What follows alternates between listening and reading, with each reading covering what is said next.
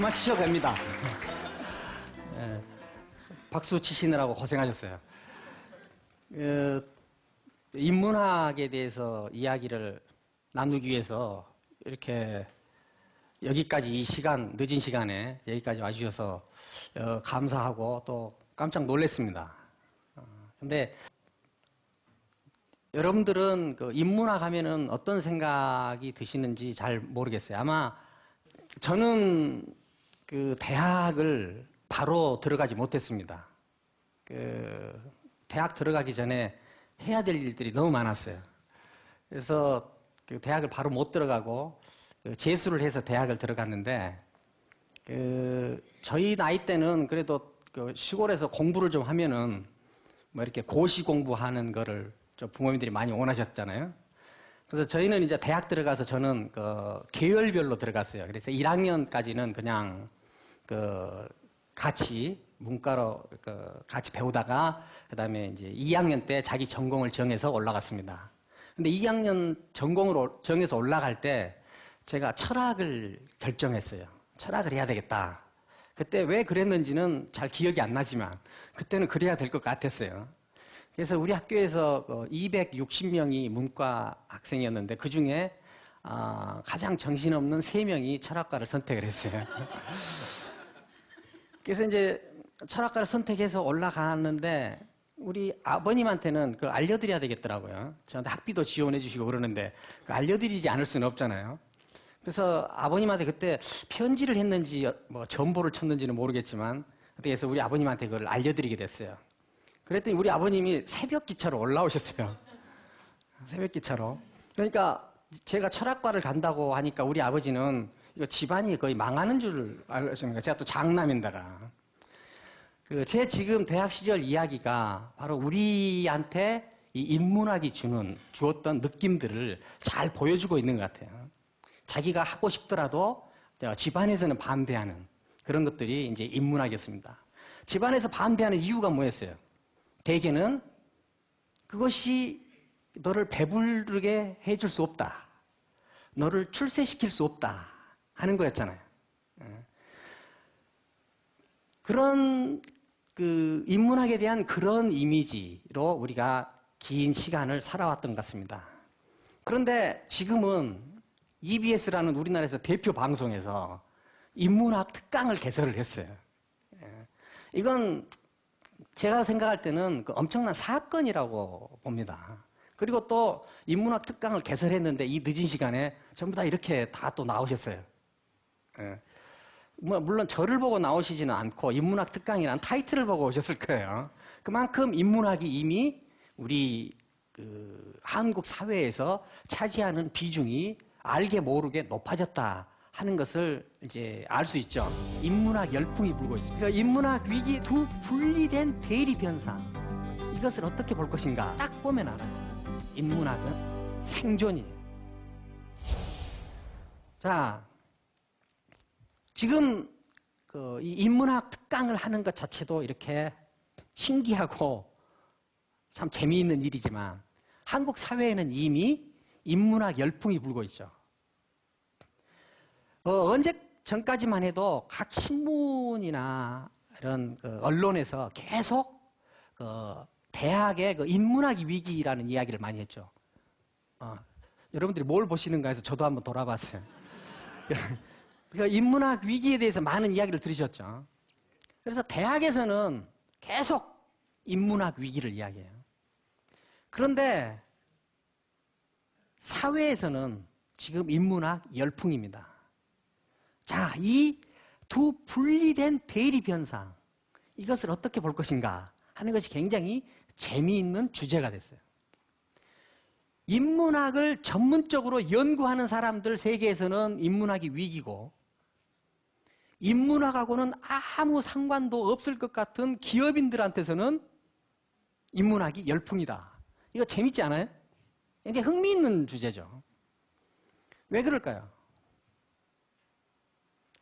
간단히 이야기한다면은 학은 정지해 있는 거예요. 세계는 움직이죠. 학은 정지해 있어요. 학으로만 다루는 사람은 항상 멈춰 있어요. 자, 왜 기업인들이 대학의 인문학 위기인 그 상황을 외면하고 자기들이 따로 인문학 과정을 만들어서 인문학을 사용하고 있는가? 그 뭐냐? 기존에 있는 인문학은 자기들한테 별 의미가 없다는 거예요.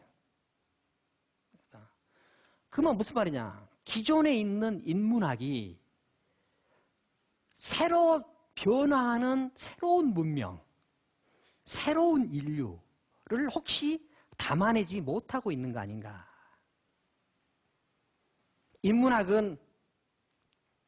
인문이라는 것은 인간이 그리는 문이죠. 이 문의는 계속 변화하는 거죠. 변하는 거죠. 자, 행복하고 싶은 사람, 돈을 많이 벌고 싶은 사람, 창의적이고 싶은 사람, 상상력이 풍부하고 싶은 사람은 인간이 그리는 무늬의 방향을 따라가야 되겠어요? 아니면은 자기 시각으로 봐야 되겠어요? 따라가야 되겠죠. 맞죠. 따라가야 되겠죠. 창의적이라는 게 뭐예요? 인간이 그리는 무늬의 방향을 좀 더 앞서가는 일. 이것이 창의적이죠. 인간이 그리는 무늬가 어디로 갈 것인가 하고 계속 꿈꿔보는 일. 이것이 상상한다는 일이에요. 상상하는. 그래서 상상하는 일은 상상력이에요. 상상력. 힘이에요. 힘. 창의적인 것도 뭐냐면 창의력이에요. 력. 주체가 멈춰있지 않고 인간이 그려나가고 있는 무늬의 방향을 계속 추적해 갈 수 있는 힘을 가졌다는 거죠. 그런데 지금 인문학의 열풍을 우리 사회에서 주도하고 있는 그룹이 누구냐? 그 재미있는 현상이에요. 바로 전문 연구자들이 아니라 기업인들이죠. 자, 기업인들한테는요, 상인들한테는 다른 직업군에게 없는 특징이 있어요. 뭐냐? 저는 제 친구들 중에 돈을 많이 번 친구들이 있거든요. 그 돈을 많이 번 친구들을 보면은 제가 굉장히 놀라워요. 야, 인간이 어떻게 저렇게 돈을 벌 수 있나. 이게 굉장히 놀라워. 신기해요. 신기해. 저는 제 월급 버는 것도 굉장히 힘든 일이거든요. 근데 내 월급에 뭐야 몇백 배를 이렇게 막 버니까 그건 저한테는 거의 기적이죠. 인간이 아닌 것 같아요. 그런데 그보다 더 신기한 일이 있어요. 그렇게 많던 돈을 그냥 하루아침에 없애는 거예요. 저는 요즘은요, 야, 돈을 버는 것보다 저렇게 빨리 망하는 게 더 신기해요. 여러분들 망한 사람들 옆에서 본 적 있어요? 제 옆에는 좀 많은 것 같은데.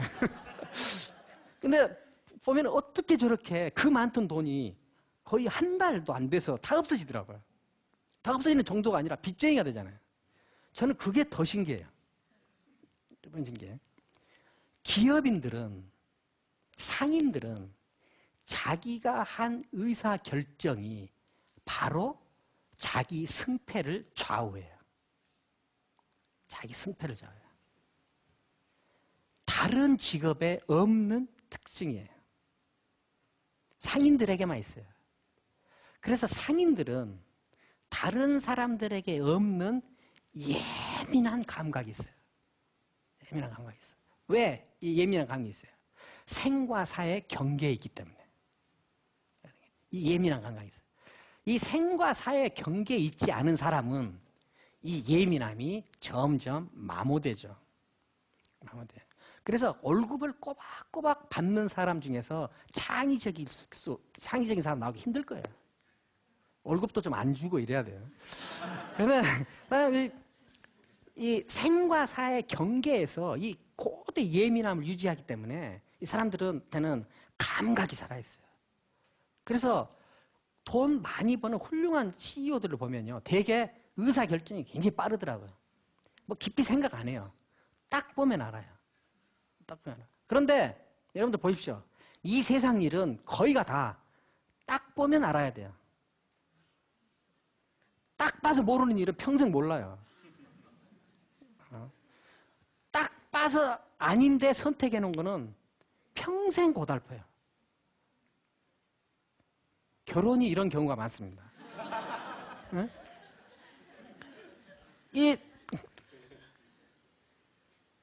딱 보면 아는 능력, 이것을 좀 더 품위 있게 이야기하면 우리가 통찰이라고 할 수 있어. 이 통찰은 지식과 감각과 욕망과 모호함, 두려움, 이런 모든 것들이 이 사람 안에서 한꺼번에 폭발해 나오는 거예요. 이것이 바로 뭐냐? 인문적 통찰이에요. 통찰. 그런데 상인들한테는 그것이 가능해요. 왜? 경계에 있기 때문에. 그럼 왜 상인들은 이 경계에 서서 딱 보는 능력으로 인문학을 필요로 하는가? 인문학이 아니면 안 되겠다는 생각을 하는 거예요. 상인들은, 기업인들은 돈 버는 것이 목적이에요. 그리고 돈 버는 것을 목적으로 해서 사회에 기여하는 사람들이에요. 돈 많이 벌어서 이제 돈이 주체 못하니까 인문학자들 좀 꾀죄죄하고 그러니까 거기 돈 좀 주자. 이런 아름다운 생각은 거의 없어요. 기업인들이 인문학에 투자한다 하는 건 뭐냐? 인문학에 투자해야 돈이 된다는 것을 알기 때문에 그런 거예요. 그럼 왜 인문학과 가장 멀리 있는 기업인들, 상인들이 이 인문학을 필요로 하는가? 여기에 지금 우리 사회에 어떤 의미가 들어있는 거죠. 어느 사회든지 사회가 초기 단계에는 대개 법학, 정치학이 중심학문이에요. 그렇죠. 제 초등학교 때는요, 거의 70% 학생들이 장래 꿈과 희망이 판검사였어요. 그 중에 좀 정신이 덜 든 친구들은 장래 꿈이 대통령이었어요. 그러니까 거의 한 8, 90%가 그 시골에서도 장래 희망이 다 판검사이면 대통령이에요.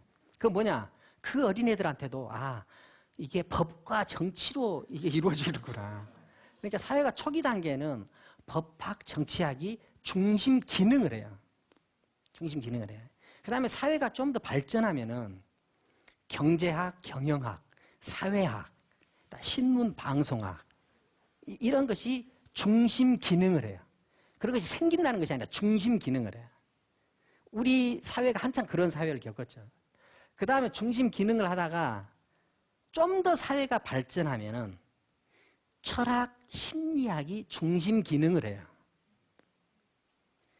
그 다음에 철학, 심리학이 중심 기능을 하는 사회가 조금 더 발전하면 이제 고고학, 인류학이 중심 기능을 하게 돼요. 고고학, 인류학이 발달한 나라들, 이런 나라들은 다 뭐야? 인간을 고금을 통해서 하나의 틀로 해석할 수 있는 필요를 느꼈기 때문에 그래요. 다 뭐냐? 고고학, 인류학이 발달한 나라는 다 뭐야? 한 번쯤 제국을 꿈꿔봤던 나라들이에요. 제국을 꿈꿀 능력이 안 되는 나라에서는 고고학, 인류학이 그렇게 발달할 수 없어요. 왜? 필요가 없으니까. 그래서 고고학, 인류학이 발달한 나라들은 다 어때요?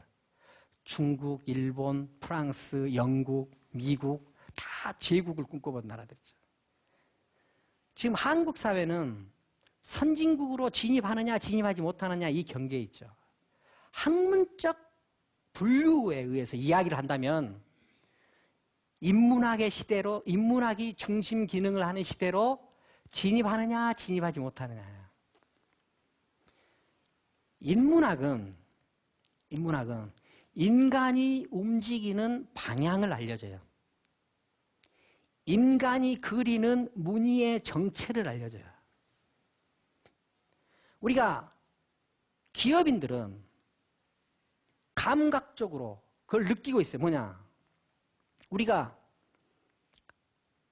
다른 선진국에서, 즉 인류 국가에서 인류와 미래를 위해서 만들어 놓은 메시지, 비전을 우리가 받아서 그것을 잘 그 사람들 대신에 수행을 했다. 그래가지고 양적으로 이 정도 팽창을 했다. 발전을 했어요. 발전을 했는데 여기서 새로운 질적 도약, 새로운 돌파구를 찾지 않으면 우리의 발전은 딱 여기까지다 하는 것을 감각적으로 알아요.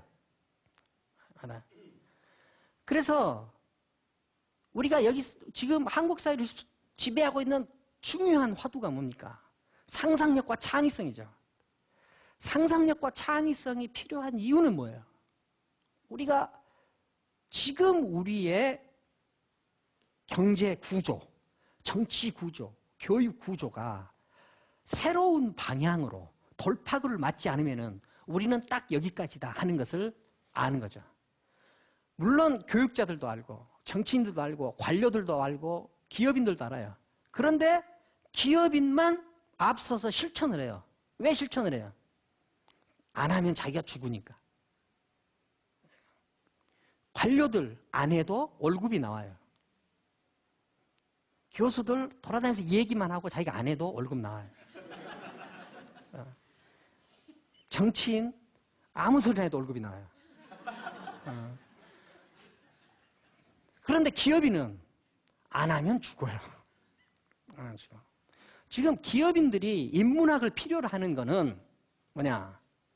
인문학을 통해서 더 고급스러워지겠다는 뜻이 아니라 바로 무엇과 관련되느냐? 생존과 관련된다. 인문학은 바로 무엇이냐? 생존이에요. 인문학의 생존. 이 생존의 틀, 생존의 방식, 생존의 의미가 이제 우리가 다른 사람들의 비전이나 다른 사람들의 메시지를 대신 수행했던 것 단계보다 훨씬 종합적이고 고급스러워지는 거죠. 이 단계로 진입하지 못하면 아마 이 한국 사회는 발전은 여기까지일 것이다 하는 위기의식에서 인문학이 필요했다. 한국 사회가 선진국으로 진입하느냐 못하느냐 하는 말은 뭐냐? 인문학이 중심 기능을 하는 단계로 진입하느냐 진입하지 못하느냐. 대답하는 인재보다 질문하는 인재의 비율을 높일 수 있느냐 없느냐 하는 거예요. 집단적 틀 안에서 자기를 해석하는 사람보다 집단을 이겨내고 자기의 주체성을 표현할 수 있는 사람의 비율을 높일 수 있느냐 없느냐 하는 문제. 여기에 인문학이 기능을 할 수 있다. 한국 사회가 지금 인문학의 열풍에 휩싸이고 있는 것은 이제 한국이 경제적으로 발전했기 때문에 이제 좀 삶의 의미나 찾아보고 좀 더 가치 있는 삶을 살아보자 하는 향유의 대상으로서가 아니라 한국 사회의 질적인 비약과 관련되는 일이고 바로 뭐야? 한국 사회의 발전과 관련되는 문제고 한국 사회의 생존과 관련되는 문제다. 스투디아 후마니타티스. 인문학이라는 것은 정의 내릴 수가 없다. 인문학을 설명하는 가장 절묘한 말 같아요. 인문학은 그럼 도대체 무엇인가? 인문학 하면은 아마 되게 여러분들 머릿속에는 그 인문주의가 먼저 떠오르죠. 인문주의, 뭐 인간 중심주의, 또 내지는 인본주의. 이것과 관련돼서 이루어지는 학적 어떤 활동, 결과물, 이것을 인문학이라고 하죠. 그래서 인문학 하면은 가장 먼저 떠오르는 게 이제 휴머니즘이라는 단어고, 그 휴머니즘이라는 단어가 떠오를 때는 항상 제일 먼저 르네상스 휴머니즘이 떠오르죠.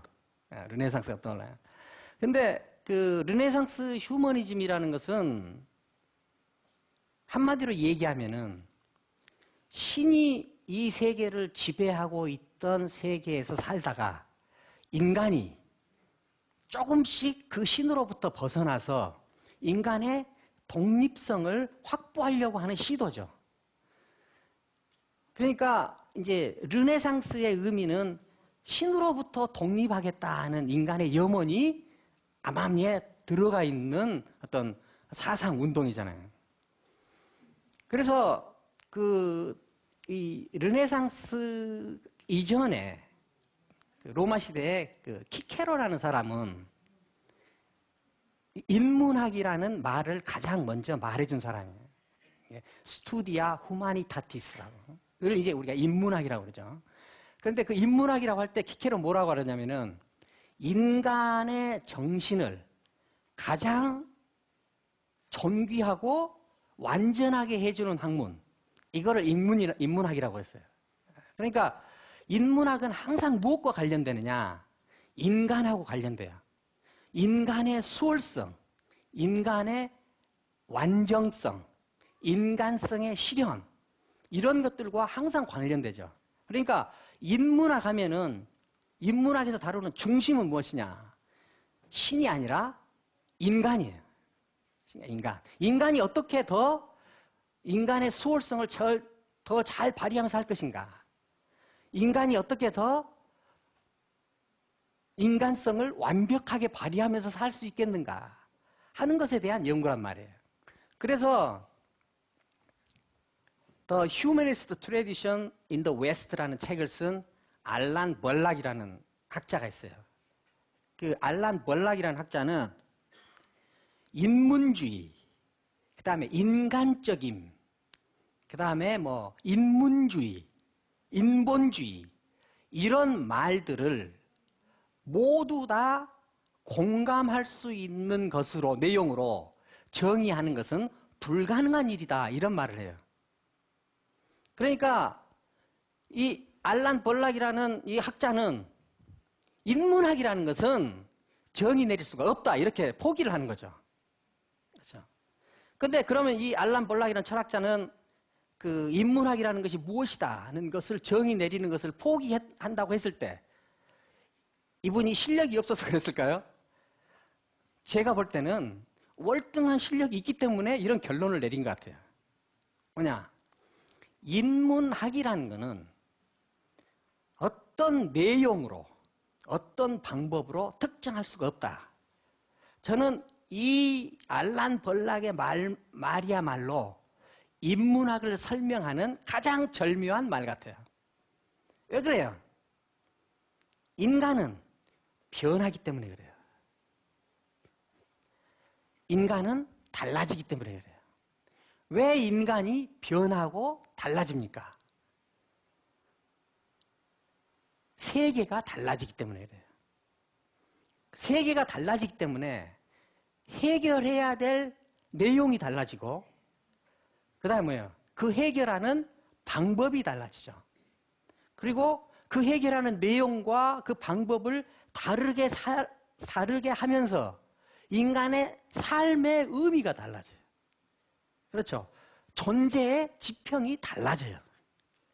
그렇기 때문에 이 인문학이라는 것을 어떤 하나의 내용이나 방법으로 정의 내릴 수 없다 하는 것은 인문학에 대한 철저한 연구 다음에 분명히 내려질 수밖에 없는 결론이라는 거예요. 자, 그러면은 인문학이라고 할 때 그럼 우리가 어떻게 그것을 이해해야 하는가? 그럼 우리가 그것을 몰라야 되는가? 그건 아니겠죠. 그럼 가장 우리가 넓은 의미에서 그것을 다루어 볼 수는 있어요. 자, 인간은 우리가 지금까지 한 얘기를 가지고 보면 인간은 고정되어 있습니까? 변합니까? 변하죠. 변하죠. 지금 여러분들 집 안에서도 어르신들이 계시면 어르신들이 볼 때 자기 자제나 옆집의 애들을 보면은 정말 나하고는 다른 세상 사람 같다 하는 느낌을 많이 받을 거예요. 여러분들 젊었을 때도 어렸을 때 부모님들 보면은 왜 나를 이렇게 이해 못할까? 그런 생각을 많이 하잖아요. 그다음에 지금같이 빨리 달라지고 있는 이 세상 속에서요, 10대하고 30대 정도만 돼도요, 다른 인종이에요. 다른 인종이에요. 생김새만 겨우 비슷해요. 다른 인종이에요. 10대하고 60대하고 대화가 안 되는 것은 당연해요. 당연해요. 다른 인종이에요. 다른 인종. 인문적은 그럼 어떻게 인문적이 되느냐? 감각을 확보하는 거예요. 다 박물관으로 가요. 우리에서 나로 돌아가요. 인문학을 이해할 때 가장 먼저 우리가 전제해야 될 건 뭐냐? 인간은 달라진다는 거예요. 달라진다. 아까 앞에서 이야기했듯이 인간이 용맹함이 인간의 수월성을 표시하는 것일 때가 있고, 그 다음에 지적 능력이 인간의 수월성을 표시할 때고, 어떨 때는 인간의 미학적 능력이 표현할 때도 있죠.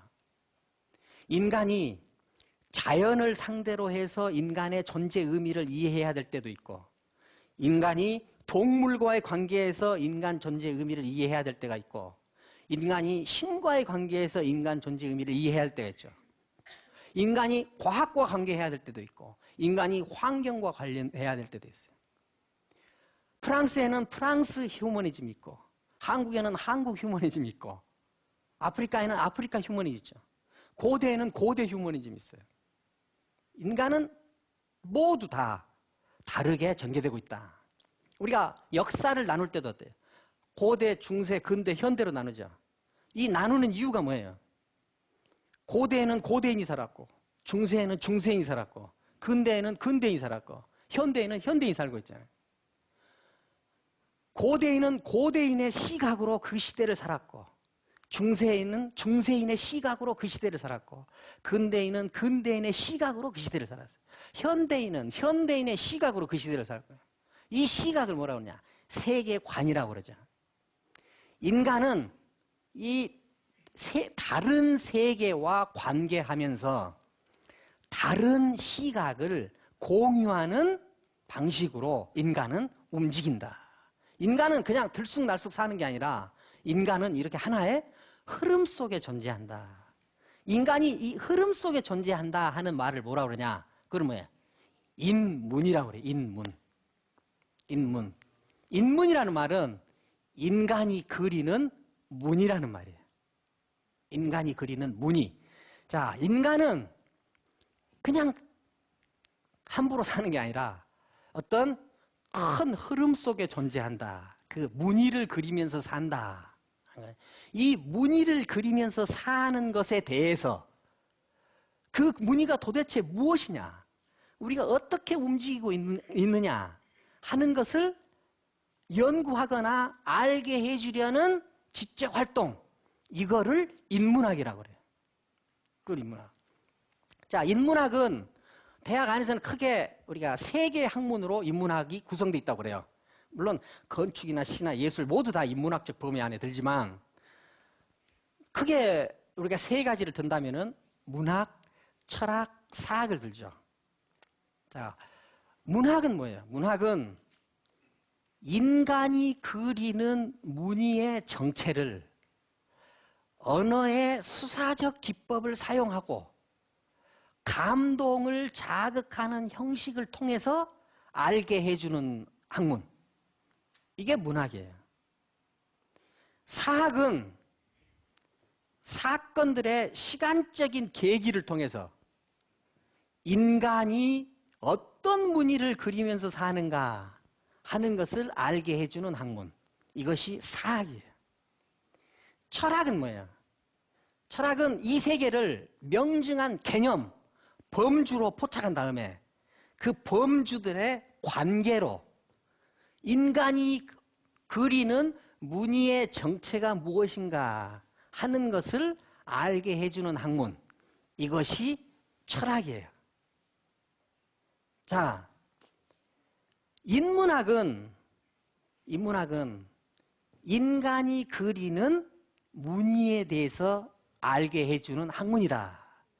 그런데 여러분들이 주의해야 될 게 있어요. 우리가 학이다라고 정해지면 이거는 매우 폐쇄적이 될 수밖에 없다. 이거는 학이라고 정해지는 순간 그 학들은 모두 다 어디로 가야 돼요? 다 박물관으로 가야 돼요. 박물관. 우리가 학이라는 말은 원래 배운다는 말이죠. 자, 배운다는 말의 가장 기본적인 의미가 뭐겠어요? 모방한다는 게 모방. 배움의 기초는 모방이거든요. 우리가 뭘 배운다 하는 것은 가장 기본적으로 모방한다는 거예요. 어떤 것이 학으로 정해지는 순간 그 학은 모방해야 되는 대상으로 정지해버려요. 정지해버려요. 우리가 학문을 하는 거는 정지된 그 대상을 정지된 형태로 흡수하는 것이 아니라 그 정지된 형태로 만들어진 그 학이 어떤 동작 속에서 어떤 활동 속에서 이루어져 있는가 하는 것을 짐작하는 거예요. 그래서 자기가 그 활동을 할 수 있어야 돼요. 활동할 수 있어야 돼요. 우리가 인문학이라는 학문은 이렇게 많은데 왜 우리는 인문적 통찰이랄지 인문적 창의성이랄지 인문적 상상력은 굉장히 부족한 문화가 되어 있는가? 바로 뭐냐? 자기가 해야 될 인문적 활동을 중시하는 것이 아니라 이미 정해진 학에 대한 학습을 중시하기 때문이다. 그래서 인문학은 더 이상 학이 아니라 활동이어야 된다. 활동할 수 없는 인문학적 학습은 자기를 오히려 제한하고 자기 숨통을 조이는 거다. 우리가 해야 될 일은 뭐냐? 인문학을 학적 체계로 수용하는 일이 아니라 인문적 활동을 할 수 있는, 인문적 통찰을 할 수 있는 자기만의 감각을 확보하는 거죠. 그래서 결국은 뭐냐? 자기가 인문적이 되어야 되는 거예요. 자, 지금 인문적은 그럼 어떻게 인문적이 되느냐? 여러분들 지금 여기 나와서 같이 이렇게 우리가 같이 인문학 이야기를 하는데 좋습니까? 나쁩니까? 좋아요? 예, 좋습니까? 저도 좋습니다. 자, 여기서 우리가 이 인문적인 이런 대화를 함께 나누는 일을 좋다, 나쁘다로만 이야기하면 충분한가? 우리가 이 상황을 인문적으로 본다는 게 뭐냐? 지금 벌어지고 있는 이 상황에 대해서 자기가 한번 질문해 보는 거예요. 왜 내가 여기 앉아있지? 야, 인문학 특강이라는 것이 어떻게 이렇게 큰 방송사에서 긴 프로그램으로 만들 생각을 했을까? 이건 도대체 이 세계가 어떻게 달라지고 있는가?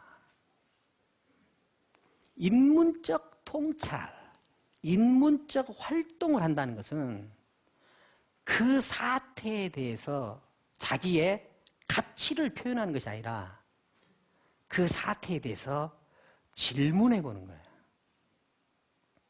질문해 보는 거. 아, 여기 앉아 있으니까 좋다. 이거는 대답하는 거예요, 질문하는 거예요. 이건 대답하는 거죠. 그런데 내가 왜 좋지? 옛날에는 이런 거 들어서 별로 좋지 않았는데 왜 좋지? 이 세상이 뭐가 달라지고 있는가? 내가 뭐 어떻게 달라지고 있는가? 하는 것을 한번 궁금해해 보는 것. 이것이 바로 뭐예요? 인문적 통찰로 가는 첫걸음이에요. 자, 질문은 우리 함께 하는 겁니까? 아니면 내가 하는 겁니까?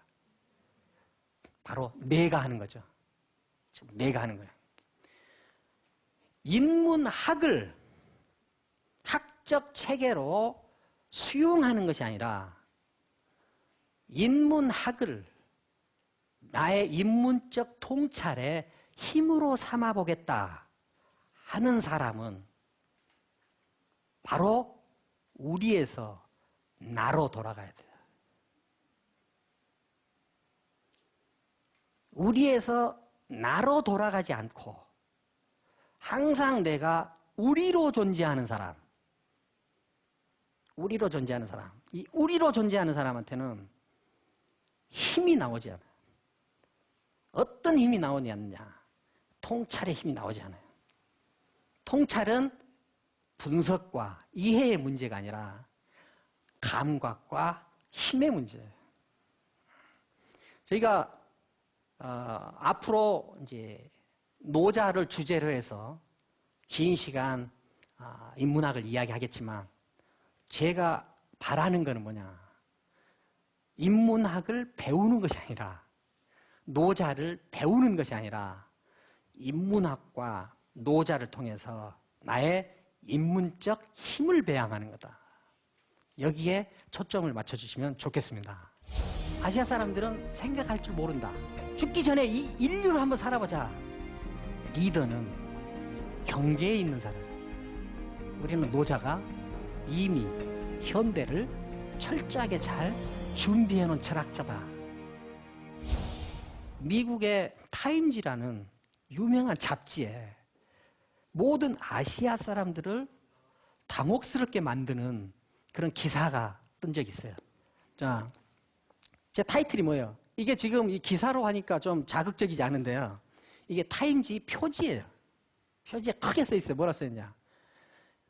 Asians cannot think. 아시아 사람들은 생각할 줄 모른다. 그 사람들 아무리 그렇더라도 이렇게 말할 수 있는 거예요. 아시아 사람들은 생각할 줄 모른다. 그런데 이보다 더 기막힌 말이 앞에 붙어 있어요. 뭐냐? It's true.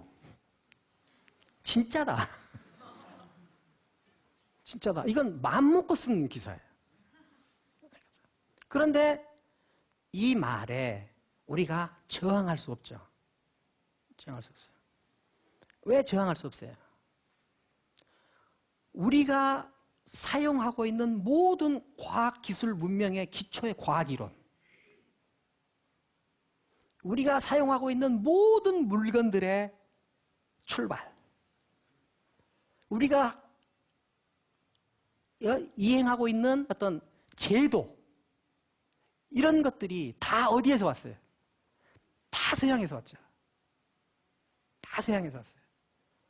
그러니까 서양 사람들이 1999년 5월에 나온 기사인데 이 기사를 냈더라도 이렇게 말할 수가 없는. 이 사람들 말은 이 기사 안에 어떻게 했냐면 아시아 사람들은 정답이 정해져 있다고 생각하고 이 정답을 찾는데 집중한다. 이 기사에는 안 나온 말이지만 다른 말로 하면 아시아 사람들은 find answer만 할 수 있다. 그 대신 뭘 할 수 없어요? solve the problem을 할 수 없어요. 우리가 이 세계와 관계할 때, 그리고 우리가 우리 이 생존을 펼쳐나갈 때 우리한테 중요한 문제는 대답을 찾는 일입니까? 아니면 문제를 해결하는 겁니까? 문제를 해결하는 거죠. 자, 문제 해결 능력은 다 다른 데서 오고 우리는 그 사람들이 만들어 놓은 해결 능력을 전부 정답으로 하고 진리로 파고 그것을 찾으려고만 한다면 우리는 뭐예요? 이류예요. 이류. 지금 우리한테 인문학이 필요한 건 왜 그러느냐? 인류를 한번 살아보겠다는 거예요. 종속적인 삶이 아니라 주체적인 삶을 한번 살아보자는 거죠. 죽기 전에 이 인류를 한번 살아보자. 우리 대한민국 왜 인류가 될 수 없는가? 그것이 바로 뭐예요? 우리가 지금 인문학을 하는 이유단 말이에요. 생각을 하자. 그럼 이 생각은 뭐 어떻게 돼요? 내일 오후 3시부터 생각하자 해서 생각이 됩니까? 안 돼요. 뭐냐? 생각할 수 있는 주체의 힘, 이 동력이 있어야 된다. 동력이 있어야 된다. 그럼 우리는 왜 생각할 수 없는가? 생각할 수 없는가? 우리는 머릿속에 너무 강한 신념과 이념과 가치관과 지적 체계가 있다. 우리한테는 항상 외부에 있는 것이 진리였다. 그러니까 그 진리를 우리가 계속 머릿속에다 집어넣고 있어요. 그래서 그 머릿속에 집어넣고 그것을 그대로 수행만 하려고 하는 거죠. 자, 그러면은 우리가 다시 상인들, 기업인들로 돌아가 보죠. 기업인들은 제가 볼 때는 적어도 인문적 통찰을 할 수 있는 가능성을 가장 강하게 가지고 있는 사람. 왜 가장 강하게 가지고 있어요? 주체의 힘이 있죠. 왜 주체의 힘이 있습니까? 왜 주체의 힘이 있어요? 그 사람이 한쪽을 선택했어요? 아니면은 경계에 있어요? 경계에 있기 때문이죠. 경계에 있기 때문에. 경계의 부단한 중첩. 이것이 흐름이에요. 이 경계의 부단한 중첩. 이 흐름 속에 자기를 맡긴다 하는 거면 자기를 지배하는 어떤 신념과 이념으로부터도 벗어났다. 나는 자유다 하는 얘기죠. 인간은 영웅은 통찰을 하는 사람은 리더는 경계에 있는 사람이에요. 경계에 있을 때는 두렵습니다. 경계에 있을 때는 모호해요. 경계에 있을 때는 불안해요. 이 불안과 모호함, 이것을 분명히 하려고 하지 마십시오. 이거는 분명히 해야 될 것이 아니라 견뎌야 될 거예요. 받아들여야 될 거예요. 이 두려움, 경계에 서는 두려움을 견디지 못하면 한쪽을 선택하게 돼요. 한쪽을 선택하는 순간 이 사람은 딱 여기까지. 이 경계에 서 있을 때 있는 모호함을 분명하게 하려고 노력하는 순간 그거는 거기까지. 여러분 연애할 때도요. 우리 둘이 좋기는 좋은데 뭔가 좀 모호하죠. 분명히 하고 싶죠. 끝이에요. 이 모호함, 두려움, 불안함, 이것을 견딜 수 있는가 없는가, 이것이 그 사람이 인문적 통찰로 나아갈 수 있는가 없는가를 보여주는 거예요. 모든 갈등과 협소함, 제한, 이런 것들은 다 어디에 있느냐? 명료함이 있어요. 어느 한쪽을 명료하게 선택하는 순간 이제는 뭐예요? 그 한쪽에서만 살게 되는 거죠. 우리가 왜 생각하지 못하는가? 한쪽에 있기 때문에 그래요. 한쪽을 선택했기 때문에. 체계를 받아들였기 때문에. 그 체계를 자기가 숭배하고 있기 때문에. 우리가 왜 자유롭지 않은가? 왜 생각할 수 없는가? 하는 것은 뭐냐? 지식을 진리로 알고 있다. 믿음을 진리로 알고 있다. 그래서 자기가 가지고 있는 이론과 지식과 관념과 이념을 머리 위에 쥐고 있는 거죠. 인문적 활동을 한다는 게 뭐냐? 이 머리에 쥐고 있던 것을 발 아래 내려서 자기가 밟고 우뚝 서는 거예요. 그래서 인문적인 창의성은 결국은 무슨 문제와 관련되는가? 용기와 관련돼요.